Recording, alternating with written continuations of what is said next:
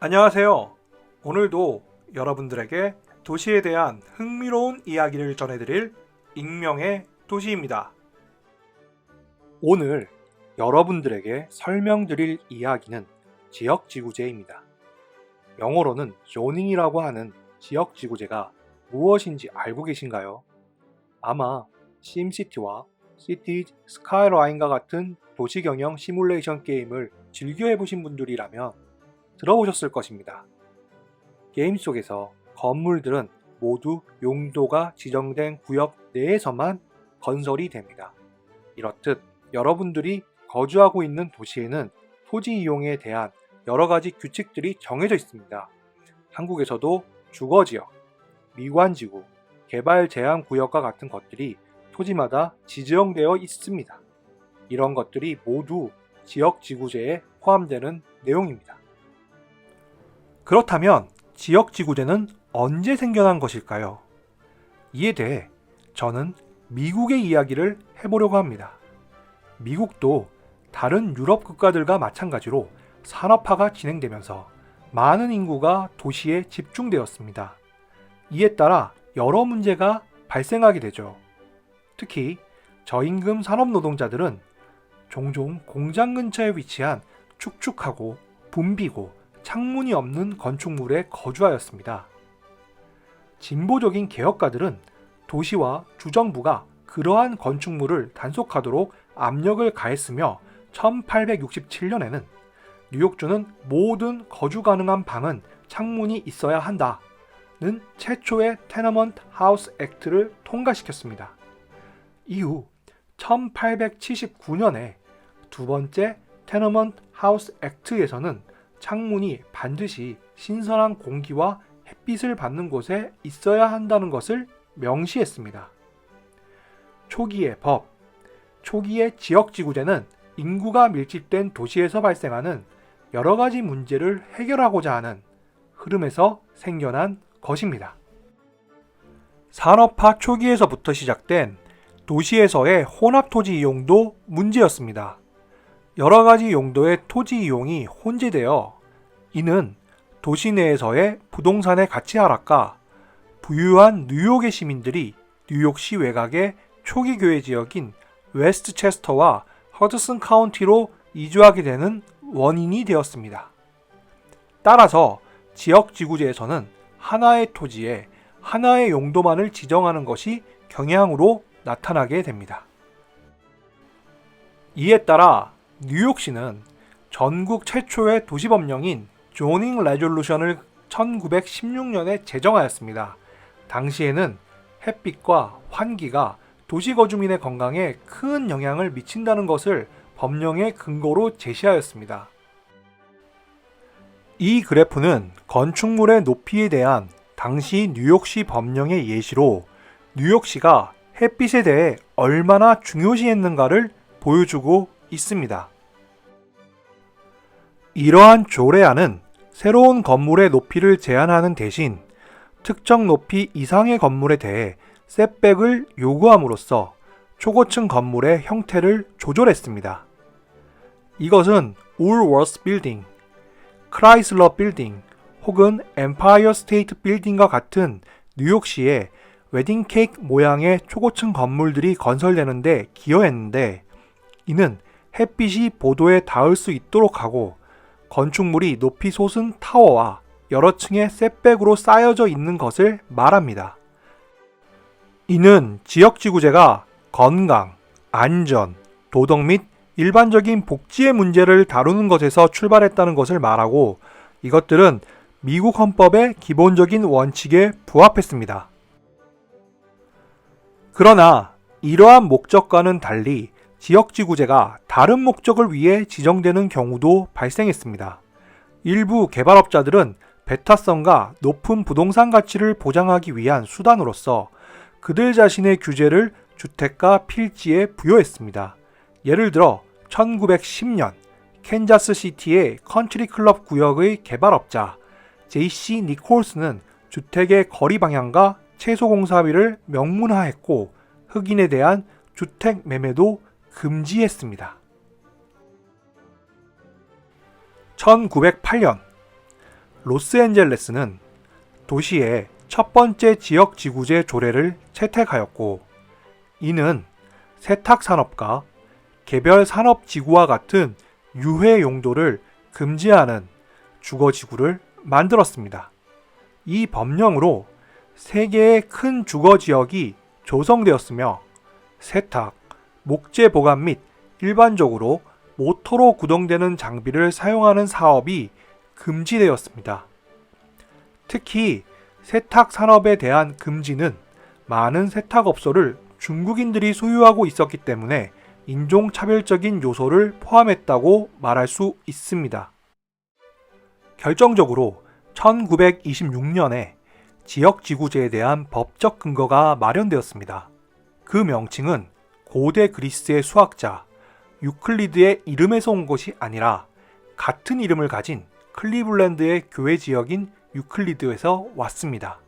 당시에 엠블러 리얼티는 클리블랜드의 교외 지역인 유클리드에 작은 규모의 토지를 소유하고 있었는데 유클리드 씨는 도시의 특성을 변화시킬 수 있는 새로운 산업의 성장을 막기 위해 도시조례를 제정하게 됩니다. 이러자 해당 조례가 토지의 가치를 실질적으로 낮추고 엠블러 리얼티의 자유와 재산을 박탈시켰다고 주장하면서 도시를 고소했습니다. 이에 1926년 미국의 연방대법원은 이 사건을 심리하고 토지 이용을 규제하는 유클리드 씨의 권한이 합당하다는 결론을 내렸습니다. 이것은 지방자치단체가 사유재산에 대해 필지와 건축물 등의 여러 요소를 규제하는 헌법상의 권한을 가지고 있다는 것을 확인시켜준 최초의 사례였습니다. 다시 말해 유클리디안 조닝, 유클리드 지역지구제의 탄생이었습니다. 그렇다면 유클리드 지역지구제의 개념은 무엇일까요? 만약 여러분들이 심시티라는 게임을 해보셨다면 누구나 유클리드 지역지구제를 직관적으로 이해할 것입니다. 이는 각각의 토지는 하나의 특별히 허용된 용도만을 갖고 있다는 것입니다. 일반적으로 용도는 농업, 주거, 상업, 산업, 공공기관과 그리고 개방 공간을 포함합니다. 지역지구제 지도에서 다른 토지 이용 유형은 다른 색으로 표시됩니다. 유클리드의 사례에 대한 연방대법원의 판결 이후 전국의 많은 도시들은 유클리드 지역지구제를 채택했습니다. 그것은 주택, 보통 부유한 백인이 거주하는 주택이 공장이나 다른 바람직하지 않은 토지 이용으로부터 멀리 위치하는 것을 보장하였습니다.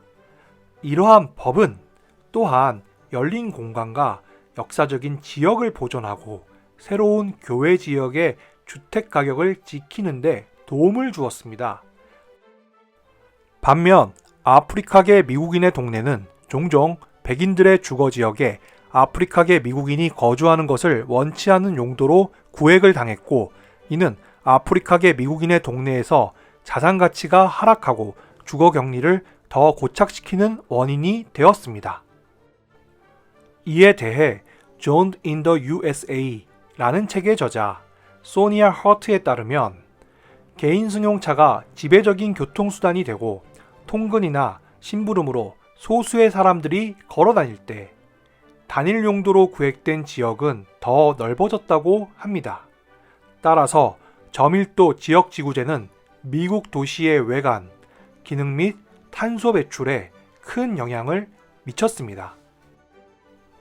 많은 학자들은 유클리드 지역지구제를 미국의 도시 스프롤과 인종적이고 경제적인 격리의 주요 요소로서 보고 있습니다.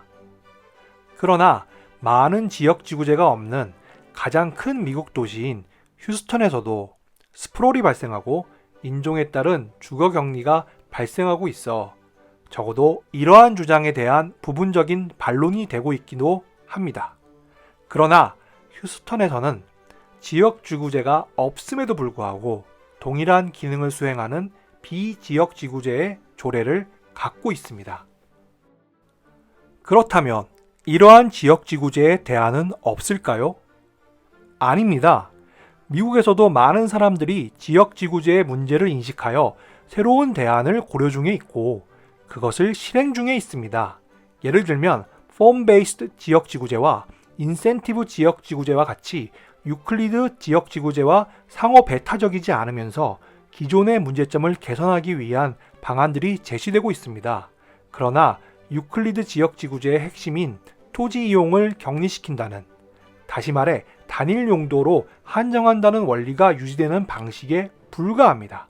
그리고 유클리드 지역지구제의 진정한 대척점에 있다고 할 수 있는 혼합 용도 지역지구제, Mixed Use Zoning이 있는데, 예를 들면 1층에 상점이 있는 아파트가 허용되는 방식이 있습니다.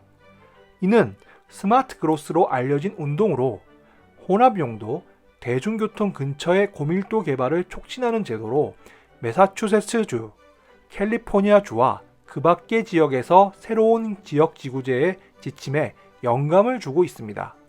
그럼에도 불구하고 이러한 대안들이 문제를 완전히 해결하고 있는가 라고 질문한다면 그렇지는 않다고 답변할 것입니다.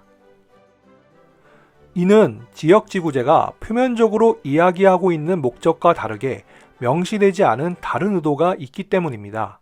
바로 세그리게이션, 격리의 문제입니다. 미국에서는 여전히 인종차별의 문제가 만연하고 백인 커뮤니티를 중심으로 그들이 다른 인종들과 같이 거주하는 것을 원하지 않기 때문에 이를 지역지구제라는 도구를 이용하여 이러한 그들의 의도를 달성하였다는 것입니다. 따라서 처음 언급하였던 도시나 지역 내의 유해한 토지 이용을 억제하기보다는 자신들의 숨겨진 의도, 인종차별을 실현하기 위한 도구로 지역지구제를 사용했다고 할 수 있는 것입니다. 이는 한국에서의 지역지구제의 문제와는 다른 문제라고 할 수 있습니다. 한국의 지역지구제도 역시 문제가 있지만 미국에서 겪는 문제와는 다소 다른 양상의 문제이고, 설명드린 것처럼 지역지구제 자체의 문제가 아니라 내면에 숨겨져 있는 의도에 의해 파생된 문제이기 때문입니다. 저의 개인적인 의견으로는 현재 미국에서의 지역지구제가 갖는 한계와 문제점은 제도 자체의 문제라기보다는 이 제도를 활용하는 사람들의 문제, 특히 주류 집단의 의도에 기인한다고 생각합니다. 다시 말해 주류 집단인 백인들의 인종차별적인 인식의 틀을 깨트리지 못한다면 어떠한 지역지구제의 제도적인 개선 혹은 다른 대안들도 결국 실패할 가능성이 높다고 생각합니다. 다시 말해서 다소 성급한 결론에 가깝지만 저는 예를 들어 주택 문제가 주택을 단순한 경제적인 재화 혹은 재산 증식의 수단으로서 보는 관점을 넘어 주거 공간으로서의 주택의 가치를 인식하지 못하면 결코 해결할 수 없는 문제인 것과 같이 지역지구제의 문제 역시 미국 내에 만연한 인종차별의 문제를 극복하지 못하면 어떠한 대안들도 단지 대증요법에 불과할 것이라고 생각합니다. 어떠한 제도나 법률이 제정되어도 인종차별적인 시각을 갖는 사람들이 존재하는 한 그들은 다른 방법을 고안하여 다른 인종 집단을 격리하려고 할 것이기 때문입니다. 우리 모두가 잘못된 편견이나 인식을 깨트리지 못한다면 궁극적인 문제의 해결은 없습니다.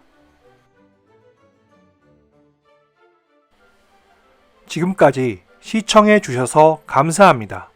이상 익명의 도시였습니다. 여러분의 구독과 좋아요는 컨텐츠 제작에 큰 힘이 됩니다.